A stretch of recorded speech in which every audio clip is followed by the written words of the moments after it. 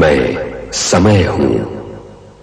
मेरे बहाव के रास्ते में न किसी दुख की रुकावट है, न किसी सुख की। फिर भी कभी कभी भाग्य रेखाएं मुझे भी उलझा लेती है।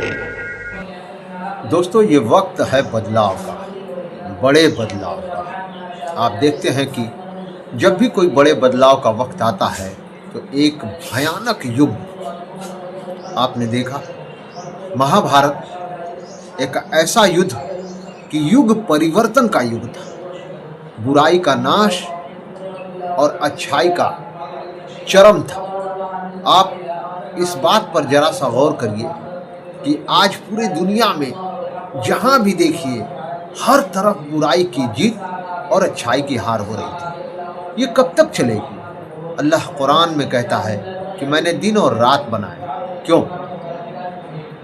दिन और रात से वो हमें बताना चाहता है कि दुनिया में कोई भी सत्ता हमेशा रहती नहीं है। जिस सत्ता का उरूज होता है उस सत्ता का जवाल भी होता है। अब भारत से लेकर के पूरे विश्व में जितने भी गंदे नेता बैठे हैं, जो भी शैतान के पैरोकार हैं, उन सबको गद्दी से हटाया जाएगा। और उनके हटाने का सिर्फ एक ही व्यवस्था हो सकती थी, वो है युद्ध। ईश्वर के नज़दीक यह युद्ध इतना जरूरी हो जाता है कि जब पांचाली ने कहा, हे मधुसूदन, ये युद्ध, ये इतना विध्वंस जरूरी था, इस पर प्रभु श्री कृष्ण ने कहा कि हे प्रिय, जब पेड़ में कड़वे फल लगने लगते हैं तो उनकी टहनियाँ और फल को तोड़ने पर पेड़ की क्वालिटी नहीं बदलती। विधाता पूरा का पूरा वो पेड़ उखाड़ करके फेंकता है। आज समाज में बुराई की जड़ें इतनी अंदर तक फैल चुकी है कि उन्हें उखाड़ करके फेंकने के अलावा कोई दूसरा चारा नहीं है। आप देख रहे थे कि जो शुरू हुआ था वह ऐसा लग रहा था कि अमेरिका अपने तानाशाही के चरम पर जा रहा है, लेकिन आज हमें ये समझ में आ रहा है कि अमेरिका नहीं, इस युद्ध को शुरू करने वाला विधाता है और इस युद्ध को ख़त्म करने वाला भी विधाता ही होगा।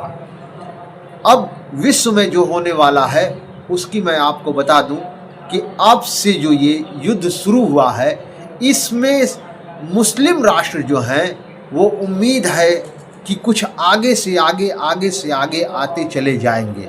क्योंकि आप साल 2 साल के अंदर देखिए, जितने भी मुस्लिम राष्ट्र हैं उनको एक झटके में चुटकी बजाकर मसल दिया जाता था और वो ज़ेर हो जाते थे।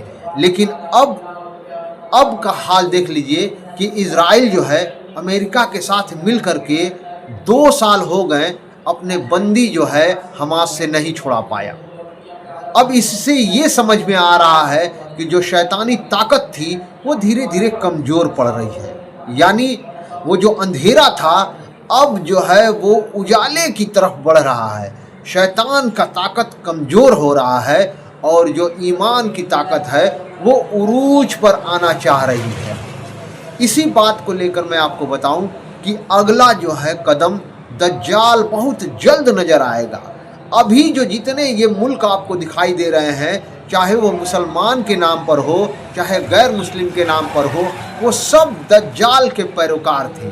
लेकिन अब वो सारे दज्जाल जो छोटे छोटे हैं, उम्मीद है कि एक ईमान की ताकत के तहत वो सब नीचे आएंगे, सब हालतें गंभीर हो जाएंगे। 57 ममालिक में से बहुत से ममालिक ऐसे हैं जो इजराइल और अमेरिका के पिट्ठू हैं, ये सब नीचे आ जाएंगे। इन सब का एक ही हश्र होगा कि इनको इनके गद्दी से हटा करके उस पर कोई नेक और ईमानदार व्यक्ति आएगा। यह सब कुछ देख करके जो दज्जाल अभी पर्दे के पीछे से काम कर रहा था, वो गुस्सा के मारे निकल करके बाहर आ जाएगा और लोगों से ये ऐलान करेगा कि अब हम पीस ट्रीटी चाहते हैं, पीस ट्रीटी चाहते हैं। लोगों के साथ शांति और अमन चाहते हैं, लेकिन वो कुछ महीनों के लिए शांति और अमन होगा, कुछ सालों के लिए शांति और अमन होगा। उस शांति और अमन के बाद जब दज्जाल अपना चाल चलेगा कि मैं ही खुदा हूँ, इस संसार पर मेरा ही हुकूमत चलेगा, अब मैं जिसे चाहूँगा जिंदा रहेगा और मैं जिसे चाहूँगा वो ख़त्म होगा।